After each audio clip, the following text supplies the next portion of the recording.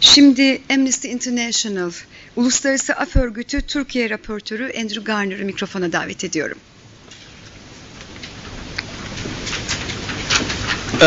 Thanks very much. I just want to say a few words about how Amnesty International views the issue of accountability and human rights, and give you a few examples from our work on Turkey, how we've approached the issue of accountability, or we've faced the issue of lack of accountability, and that's been central to the rights violations that we've looked at. Just like the earlier speakers, I mean, there's obviously a clear link between human rights and the need for accountability. Human rights framework provides a very clear structure in which accountability mechanisms should be guaranteed. I mean, in our work as Amnesty International, we look for not just accountability in relation to human rights issues, but also in the wider sense that human rights framework provides a guarantee, for example, on other issues. If you look at the issue of corruption, for example, it could be something which is seen as separate from human rights, but if you don't have freedom of expression, if you don't have independent and impartial judiciary, if you don't have the rule of law, then bringing these abuses to justice is something which is not possible. So human rights are very central to these issues as well. I think that's a very pertinent example given what we've seen recently in Turkey. I want to give a few examples in our work, how we've addressed the issue of accountability or lack of it.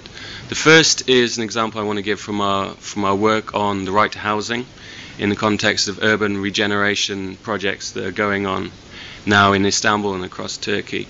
And this is an example where really the lack of any effective accountability mechanisms has been central to the human rights violation itself. In terms of in particular, the urban transformation projects that we've looked at in Sarıgül, in Gazi Osman Paşa in Istanbul, what we saw is that there is an ongoing urban regeneration project, but there was a complete lack of information provided to the people living in this area about what the project would be, what its budget was, what its goals were. And complete lack of consultation on the project itself, and this project was going to require, or is requiring, people to be evicted from their houses, for their houses to be destroyed. There was also a complete lack of information on this phase of the project as well, and a lack of consultation, and really, so the lack of any accountability mechanism in this sense was central to the violation in terms of the forced evictions and the violations of the right to housing. So central to our recommendations were that there were effective accountability mechanisms in place, that there was transparency on the budget, and this real lack of accountability is central to the violation. I want to give another example where the lack of effective accountability mechanisms are responsible for failing to provide a remedy for a human rights abuse. Now, we've done a lot of work on the human rights abuses connected with the Gezi Park protests of last year, and we're following that up with a second report which we're going to launch in the second week of June this year. And central to this report is looking at the cases of use of force by police at the scene of demonstrations. And what we've done is we've followed up on the cases we looked at from the report last year, and we've looked at the investigations into the police violence. So here's a clear case of the need for accountability. Widespread cases of excessive use of force.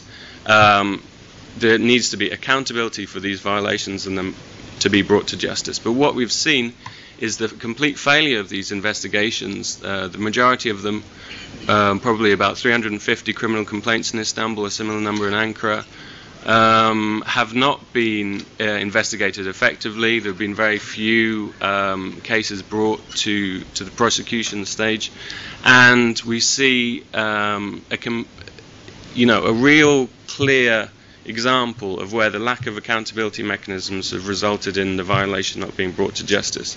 A clear need for what would accountability look like in this sense.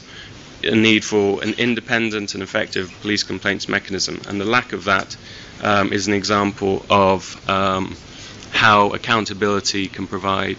The lack of accountability in this sense, I think, is a good example of accountability mechanisms being required to provide a remedy for the violation and then not being present.